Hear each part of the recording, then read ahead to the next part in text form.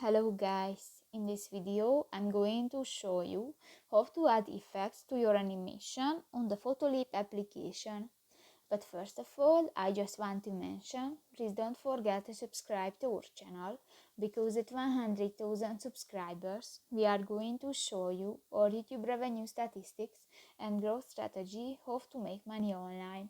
So let's jump into it. First of all, open the application on your device. Tap to the animate option at the upper side of the screen and select a picture from your gallery.